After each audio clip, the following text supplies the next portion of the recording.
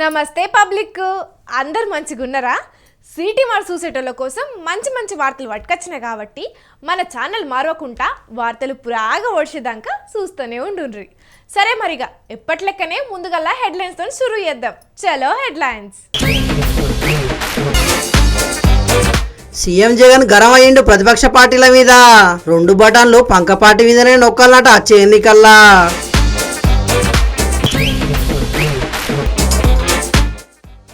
అద్వానీ సార్కు ప్రకటించారు భారతరత్న అవార్డు. ముచ్చట తెలిసి అభిమానులు కొడుతున్నారు జేజేలు.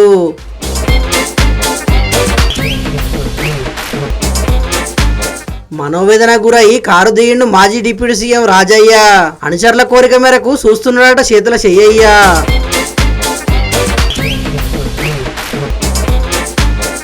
ఐదు 500 కార్లతోని భారీ ర్యాలీ తీసింది బట్టిసారు ఇంటామే. ఇంత పవర్ చూపించింది ఖమ్మం ఎంపీ టికెట్ కోసమే.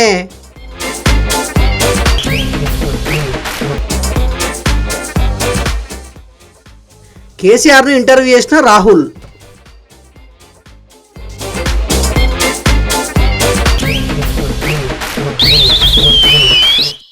సిద్ధం పేరుతో మొన్నట్లనే ఎన్నికల శంఖారావం పూరించిన ఏపీ సీఎం జగన్ సారు ఇవాళ దెందులూరులో మల్లోపారి సిద్ధం పేరుతోని సభ పెట్టిండు. ఈ 5 ఏళ్లల్లా ఏం పనులు చేసింది చెప్పిన జగన్ అన్న మల్లోపారి ఎందుకు గెలిపియాలనో కూడా చెప్పిండు. అట్లనే ప్రతిపక్ష పార్టీల మీద కూడా ఓ రేంజ్లో ఫైర్ అయ్యిండు. మరి ఆ ముచ్చట్లన్నీ అరుచుకోవాలే కదా. చలో మరి. కుప్పం నుంచి ఇచ్చాపురం వరకు మీ ఇష్టం, ఏ గ్రామమైనా కూడా తీసుకోండి. ఏ గ్రామాన్ని తీసుకున్నా కూడా, ఏ పట్టణాన్ని తీసుకున్నా కూడా ఆ గ్రామానికి వెళ్ళి ఆ గ్రామంలో 4 అడుగులు వేస్తే గతంలో లేనిది మన గ్రామంలోనే ఈ రోజు ఆ గ్రామంలో ఉన్న ప్రతి అక్క చెల్లెమ్మకు, ప్రతి అన్నతమ్ముడికి కనిపించేది అదే గ్రామంలో ఒక విలేజ్ సెక్రటేరియట్, ఒక వార్డు సెక్రటేరియట్ కనిపిస్తుంది ప్రతి పట్టణంలోనూ. ఎవరు పెట్టారు అంటే మీ జగన్, మన వైఎస్ఆర్సీపీ పార్టీ 540 రకాల సేవలు అందిస్తూ.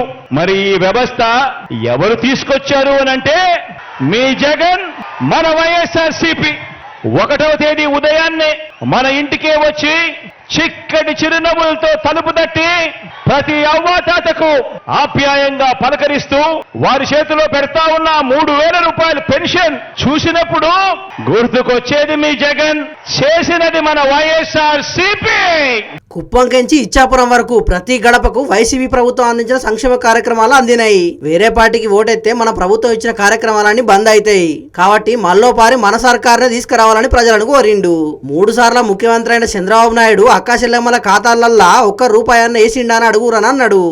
ఆ బాబు పాలనలో ఏనాడైనా కూడా ₹1 అయినా కూడా నా అక్క చెల్లెమ్మల కుటుంబాల బ్యాంక్ ఖాతాల్లోకి ఆ చంద్రబాబు నాయుడు గారు ₹1 అయినా వేశాడా అని చెప్పి అడగండి ఆ అక్క చెల్లెమ్మలను. ఎన్నికల్లో ప్రకటించిన మేనిఫెస్టోలో కనీసం 10% అన్నా ఇదివరకు అమలు చేసిండని అడుగురని అన్నాడు. జగనన్న మన కోసం 124 సార్లు బటన్ నొక్కిండు. ఇప్పుడు మనం జగనన్న కోసం 2 బటన్లు నొక్కలేమని ప్రతి ఇంటికి పోయి చెప్పండి అని అన్నాడు. ఒకటి అసెంబ్లీకి, ఒకటి పార్లమెంటుకు ఫ్యాన్ మీద మీరు నొక్కితే మీరు గత ఎన్నికల్లో బటన్ నొక్కి పెట్టెలో బంధించిన చంద్రముఖి బెడద ఇక శాశ్వతంగా మీకు ఉండదు. చంద్రగ్రహణాలు ఉండవు. లేదంటే చంద్రముఖి సైకిల్ ఎక్కుతుంది, టీ గ్లాస్ పట్టుకొని పేదల రక్తం తాగేందుకు లకలక అంటూ ఇంటింటికి వచ్చి అబద్ధాలతో, మోసాలతో ఒక డ్రాకులా మాదిరిగా మీ తలుపు తడుతుంది. ప్రతిపక్ష పార్టీలు అన్నిటి మీద గట్టిగానే ఫైర్ అయిన జగనన్న చంద్రబాబు పెట్టిన రా కదలిరా సభ మీద మాట్లాడుకుంటా ఈ మధ్య ఈ చంద్రబాబు ఎన్టీ రామారావు గారు గుర్తుకొస్తా ఉన్నాడు. వెన్నుపోటు పొడిచేది ఆయనే, మళ్ళీ ఎన్నికలప్పుడు ఎన్టీ రామారావును గుర్తు తెచ్చుకునేది ఆయనే. ఈ మధ్య కాలంలో ఆయన అంటా ఉన్నాడు, తెలుగుదేశం పిలుస్తోంది రా కదలిరా అని చెప్పి అంటా ఉన్నాడు. పిలుస్తా ఉంది, ప్రజల్ని కాదు పార్టీలను పిలుస్తా ఉన్నాడు, దత్తపుత్రుడిని పిలుస్తా ఉన్నాడు. నేనిచ్చే ప్యాకేజీ కోసం రా కదలిరా అని చెప్పి దత్తపుత్రుడిని పిలుస్తా ఉన్నాడు, వదినమ్మను పిలుస్తా ఉన్నాడు. కమలం పార్టీలో చేరి అక్కడ నా మనిషిగా రా కదలిరా అని చెప్పి వాళ్ళ వదినమ్మను పిలుస్తా ఉన్నాడు. రాష్ట్రాన్ని అన్యాయంగా అడ్డగోలుగా విడగొట్టిన రాష్ట్ర ద్రోహుల పార్టీని వైఎస్ఆర్ గారి మరణం తర్వాత ఆయన పేరును కూడా అన్యాయంగా ఛార్జ్ షీట్ లో పెట్టిన నమ్మక ద్రోహుల పార్టీని 4 ఓట్లు చీల్చినా చాలు, నువ్వు కూడా రా, కదలి రా అని చెప్పి చంద్రబాబు నాయుడు గారు పిలుస్తా ఉన్నాడు. అట్లా ప్రతిపక్ష పార్టీల మీద సెటర్లు వేసుకుంటేనే మల్లోపారి మన పార్టీనే గెలిపేయాలని ప్రజలను కోరిండు. మొత్తానికైతే దెందులూరు సభలో ఇదివరకు కంటే గట్టిగానే మాట్లాడిండు జగన్ అన్న. చూడాల మరి జగన్ మాటల మీద ప్రతిపక్ష పార్టీల లీడర్లు ఏమంటారో, వచ్చే ఎన్నికల్లో జనాలు ఎవరి దిక్కు మొగ్గు చూపుతారో.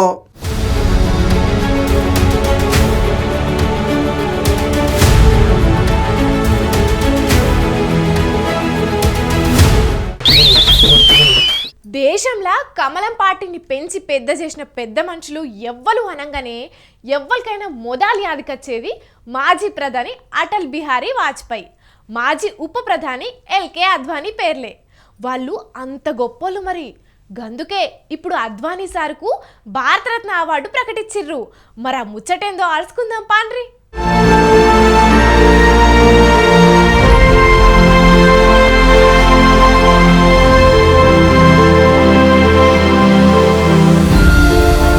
మాజీ ఉప ప్రధాని పువ్వు party senior leader LK Advani సార్కు భారతరత్న అవార్డును సెంటర్ సర్కార్ ప్రకటించిందుల్లా. ప్రధాని మోదీ సారే ఈ విషయాన్ని ట్విట్టర్లో రాసుకొచ్చిండు. దేశాభివృద్ధిలా కీలక పాత్ర పోషించిన అద్వానీకి భారతరత్న అవార్డు అచ్చుడు సంతోషంగా ఉన్నదని అన్నాడు. అయోధ్యలో బాలరాముడు కొలువు తీరిండు కాబట్టి ఇవాళ అందరూ ఖుషీగా ఉన్నారు. కాకుంటే అయోధ్యలో భవ్యమైన రామ మందిరం కట్టాలని గొప్ప సంకల్పంతోని లాల్ కృష్ణ అద్వానీ సారు రథయాత్ర చేసిండు. ఇక ఆజో షిప్పటికి సుతం అందరి లోపట ఉండుట్లనే భవ్యమైన మందిరం కల నెరవేరింది. ఇక 2 సీట్లతోని మొదలైన పువ్వుపార్టీ ప్రస్థానం ఇవాళ దేశాన్ని వరుసగా 10 ఏళ్లు ఏలే స్థితికి ఎదిగిందంటే దాంట్లో అద్వానీ కృషి బగ్గనే ఉన్నది.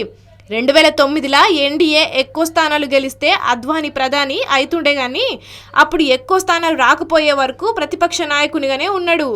2014లో ఎన్డీఏ అధికారంలోకి వచ్చింది కానీ అద్వానీ సార్కు వేరే పదవులు ఏమి ఇయ్యలేదు. కాకుంటే అద్వానీ సారు దేశానికి చేసిన సేవలకు మెచ్చి 2015లో పద్మవిభూషణ్ అవార్డు ఇచ్చింది సెంటర్ సర్కారు. ఇక ఇప్పుడు భారతరత్న అవార్డు ప్రకటించుట్లా చాలా మంది అద్వానీ అభిమానులు ఖుషి అవుతున్నారు.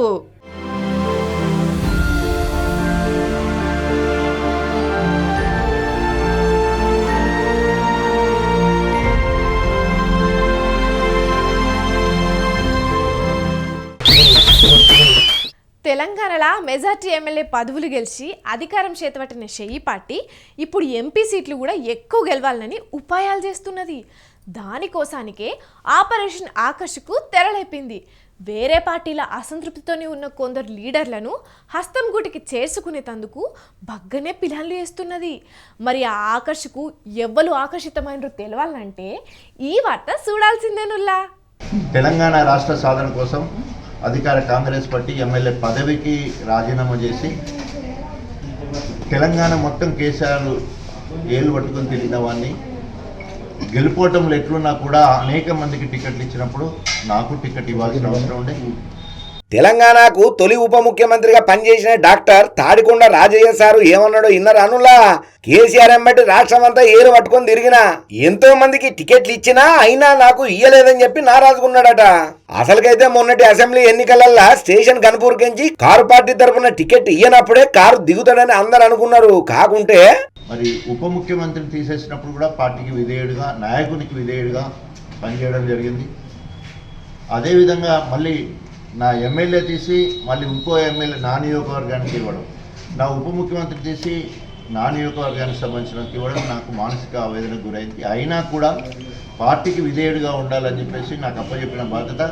గణపురం నియోజకవర్గం నా క్యాడర్ మొత్తం కలిసి గణపురంలో ఎమ్మెల్యేని గెలిపించడం, తర్వాత నాకు ఇన్ఛార్జ్ ఇచ్చిన జనగాం ఎమ్మెల్యేని గెలిపించడం, అవ్యక్త వరంగల్ జిల్లాలో 12 స్థానాలు ఉంటే 2 నియోజకవర్గాలు నేను ప్రాతినిధ్యం వహించిన గెలవడం అనేది ప్రజలందరూ గుర్తించిండ్రు. పార్టీల ఎన్ని అనుమానాలు ఎదురైనా పట్టించుకోకుండా పార్టీకి విధేయునిగా పనిచేసిన, వరంగల్ కెంచి 2 స్థానాలను గెలిపించిన నాకు అధిష్టానం కెంచి కొంచెం కూడా గుర్తింపు లేదు. ఒక్క పాలన పిలిచి ఎవరు తారీఫ్ చేయలేదు. అట్లనే కారు పార్టీలో కొంతమంది లీడర్లు ప్రజాస్వామికంగా ఎన్నికైన ప్రభుత్వాన్ని 6 నెలల్లోనే కూలగొడతామని అనుడు నాకు నచ్చలేదని చెప్పిండు. మీలాంటి నాయకులు సప్పుడు చేయక ఎట్లుంటారు? ఏదన్నా ఒక నిర్ణయం తీసుకోనరని చాలా మంది నా అభిమానులు ఒత్తిడి ఎత్తు చేస్తున్నారు కాబట్టి తొందరలోనే నిర్ణయం తీసుకుంటా అని చెప్పిండు. ఆ మాట అనుడే ఆలస్యం రోజులు కాదు గంటలు కూడా గడవక ముందే కారు పార్టీకి రాజీనామా ఇచ్చిండు. మొత్తానికైతే కారు దిగిన రాజయ్య చేతిలో చెయ్యేస్తాడని అంటున్నారు. అదే జరిగితే మొదలు సేతిపాటి గెంచి ఎమ్మెల్యేగా గెలిచిన రాజయ్య మళ్ళా సేతిపాటి మనిషి అవుతాడు. చూడాలి మరి రాజయ్య దారి ఎట్లుంటదో ఏం కథనో.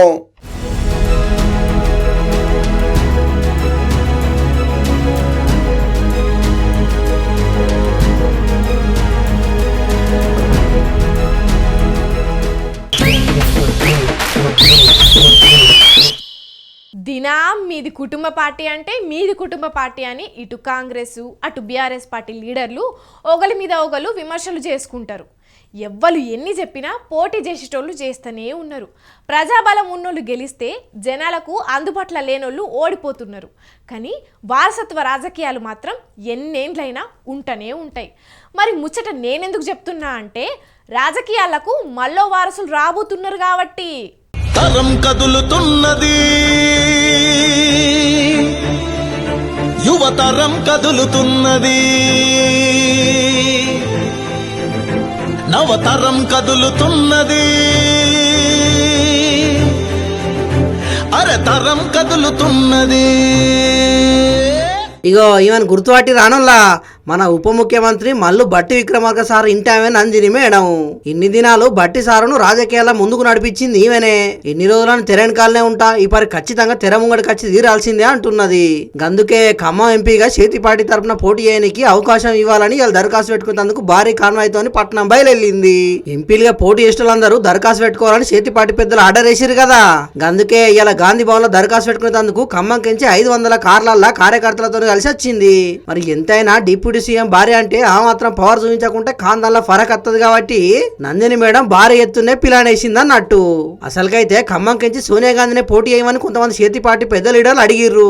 ఒకవేళ సోనియా గాంధీ పోటీ చేయకుంటే నాకని బగ్గమందే ఈ సీటు కోసం కొట్లాడుతున్నారట. ఎందుకంటే ఖమ్మం పార్లమెంట్ పరిధిలో ఉన్న 7 అసెంబ్లీ స్థానాల్లో చేతి పార్టీకి సంబంధించిన వాళ్ళే ఉన్నారు కాబట్టి ఎంపీగా గెలుచుడు అల్కా అవుతుందని ఆశపడుతున్నారు. బట్టి పొంగులు ఎడుతున్నట్టుగా అటు సీఎం కూడా అలా సంబంధించిన వాళ్ళకే టికెట్ ఇప్పించుకునేందుకు ఉపాయాలు చేస్తున్నారట. కాంగ్రెస్ పార్టీ అధిష్టానం ఖమ్మం ఎంపీ టికెట్ ఎవరికి ఇస్తుందో తెలియదు కానీ ఎవరి ప్రయత్నాలు వాళ్ళు మాత్రం గట్టిగానే చేస్తున్నారు. మరిగా బీఆర్ఎస్ పార్టీ అనేది కుటుంబ పార్టీ. తెలంగాణలో నిరుద్యోగులు ఉద్యోగాల కోసం ఏళ్ల కాలం ఎదురు చూస్తున్నారు కానీ కేసీఆర్ ఇంటోళ్ళు మాత్రం అన్ని పదవులు అనుభవించారని కాంగ్రెస్ పార్టీ లీడర్లు విమర్శలు చేస్తుంటారు. ఇప్పటికే మంత్రి ఉత్తమ్ సార్తోనట్టుగా ఇంటామె పద్మావతి మేడం ఎమ్మెల్యే గెలిచింది. అటు కోమటిరెడ్డి బ్రదర్స్ ఇటు గడ్డం వివేక్ వినోద్ బ్రదర్స్ ఇట్లా చెప్పుకుంటా పోతే చాలా మంది ఒక్కింటి వాళ్ళే కాంగ్రెస్ పార్టీ తరఫున రాజకీయాల్లో ఉన్నారు. ఇప్పుడు బట్టిసారి ఇంటి కూడా పోటీ చేద్దామని అనుకుంటున్నది కాబట్టి ఈ విషయంలో కాంగ్రెస్ పార్టీ మాది కుటుంబ పార్టీ కాదని ఎట్లా సమర్థించుకుంటుందో చూడాలి మరి.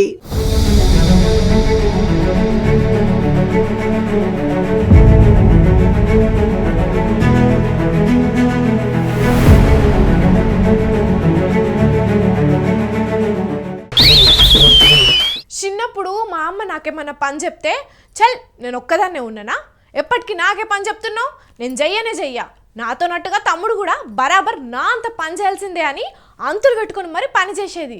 నేనే కాదు ఈ వార్త చూసేటోళ్ళ దాంట్లో కూడా చాలా మంది ఇట్లనే చేసి ఉంటారు. అయినా ఇప్పుడు ఈ ముచ్చట నేనెందుకు చెప్తున్నా అంటారా? పాపం గిడొక అక్క ఆమె చేయాల్సిన పనే కాకుండా వేరేటోళ్ళ పని చేయమంటున్నారని ఎట్లా బాధపడుతున్నదో చూడుండ్రుల్లా. పేరు పావని. నేను జూనియర్ అసిస్టెంట్గా ఈ నీటిపారుదల విభాగం నెంబర్ 3లో 3 సంవత్సరాలుగా పనిచేస్తున్నాను. నా పై అధికారులైన సూపరింటెండెంట్ వెంకటరాములు గారు, డిఏఓ లక్ష్మీబాయి గారు, ఈ లక్ష్మణ్ గారు నాకు 2 సీనియర్ అసిస్టెంట్ చేయవలసిన అదనపు పనులను నాకు అప్పగించారు.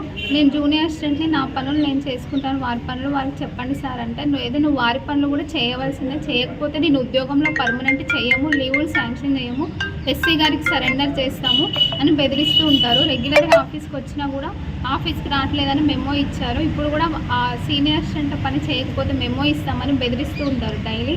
దాని ద్వారా నేను మానసిక ఒత్తిడికి గురవుతున్నాను. నా బాధను మా ఆఫీస్ పెద్ద అధికారి అయిన ఈ గారే పట్టించుకోకుండా ఆయన ఏదన్నా నా బాధను చెప్పినా కూడా కఠినంగా పరుషంగా మాట్లాడతాడు. నిన్న మాట్లాడిన ఆడియో కూడా ఉంది నా దగ్గర. ఇన్నరా పాపం ఈ అక్క ఎంత బాధపడుతున్నదో. పై అధికారులకు చెప్పినా పట్టించుకుంటలేరట, మీదికెంచి రుబాబుగా మాట్లాడుతున్నారట. అక్క పేరు పావని, జూనియర్ అసిస్టెంట్గా పనిచేస్తుంది. నల్గొండ జిల్లా నీటిపారుదల శాఖల పై అధికారులు బాధ పెడుతున్నారని మిర్యాలగూడ NSPDE ఆఫీసు ముంగట యక్క ఆందోళన చేసింది. ఇక ఈ బాధ ఎవరికి చెప్పాలో తెలియకనే మీడియా ముంగటికి వచ్చినా అంటున్నది. మా పై ఆఫీస్ అయిన నాగార్జున సాగర్ ఎస్సీ గారు, నల్గొండ సిఈ గారు ఈ సమస్యని పరిష్కరించి నాకు తగిన న్యాయం చేయవలసిందిగా రిక్వెస్ట్ చేస్తున్నాను. ఇన్నరా పెద్ద సార్లు, ఆ అక్క పని చేసే ఆఫీసు సారు పట్టించుకుంటలేడట. కనీసం మీరన్నా ఆమె పడుతున్న తిప్పలేందనేది అరుచుకోండ్రి. అయినా ఎవ్వరు చేసే పని వాళ్ళు చెయ్యాలే గాని సీనియర్ అసిస్టెంట్లు చేయాల్సిన పనిని కూడా జూనియర్ అసిస్టెంట్ అయినా ఈమెతో ఎట్లా చేపిస్తారు? అది ఎంత కరెక్ట్ అవుతుంది? అమాయకంగా ఉన్నదని ఎంత పనైనా చేపించుకుంటారా? కొంత పలుకుబడి ఉన్న అధికారులను పట్టుకపోకుంటే కామన్ పబ్లిక్ కు పనులను కొందరు అధికారులు చెయ్యరని పేరున్నది. ఇక ఇప్పుడు అదే అధికారులు కొంచెం మెత్తగున్న కింది స్థాయి అధికారుల మీద పెత్తనం చేస్తే ఏమన్నట్టు చెప్పుర్రి. అయినా ఒక వీళ్ళ డిపార్ట్మెంటే కాదు, కడమ డిపార్ట్మెంట్లలో కూడా గిసొంటి పరిస్థితే ఉన్నదని కొందరు ఉద్యోగులు అంటున్నారు. కాబట్టి పెద్ద స్థాయి అధికారులు జర్ర కింది స్థాయి ఉద్యోగులు ఏం పని చేస్తున్నదని కూడా ఓ పారి విచారణ చెయ్యుండ్రి. ఇసొంటోల తక్లీఫ్లు తీర్వుర్రి. ఏమంటున్నాం, సరేనా?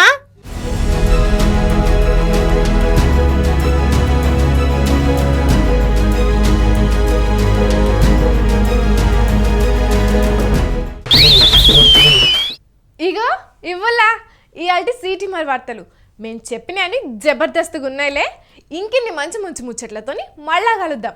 అప్పటిదాకా చూస్తూనే ఉండుండ్రి మన స్వతంత్ర టీవీ. ఉంటాం మళ్ళా.